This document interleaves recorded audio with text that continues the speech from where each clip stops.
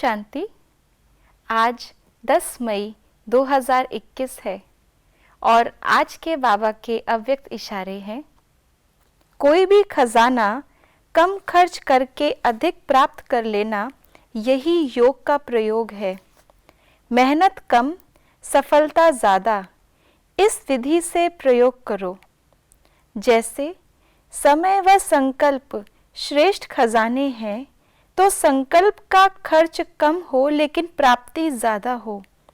जो साधारण व्यक्ति 2-4 मिनट संकल्प चलाने के बाद, सोचने के बाद सफलता या प्राप्ति कर सकता है, वह आप 2 सेकंड में कर सकते हो।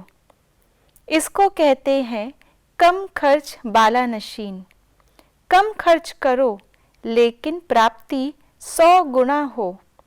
इससे समय की व संकल्प की जो बचत होगी, वह औरों की सेवा में लगा सकेंगे, दान पुण्य कर सकेंगे। यही योग का प्रयोग है। तो आज के इस अव्यक्त इशारे में प्यारे बाबा ने हमें संकल्पों की और समय की बचत करने के लिए कहा है। कल की बाबा की मुरली का वरदान भी कुछ ऐसा ही था, जिसमें बाबा ने कहा था कि हमें व्यर्थ की लीकेज को समाप्त करके स्वयं को कम खर्च बाला नशीन अर्थात समर्थ बनाना है।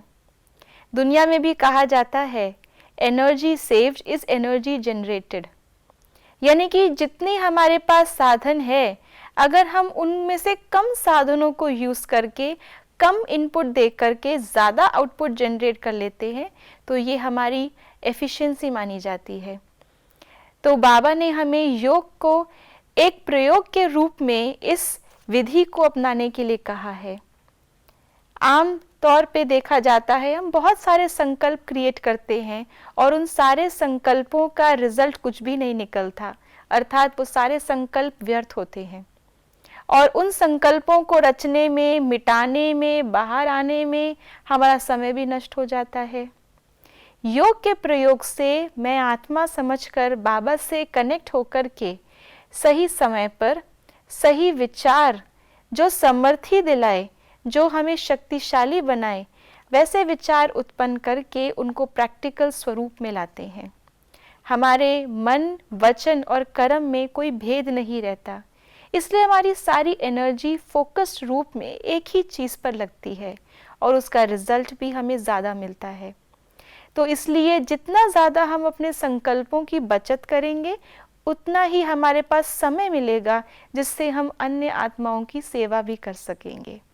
तो आइए आज के दिन योग के इस प्रयोग को हम गहराई से समझें और इसे जीवन में अपनाएं।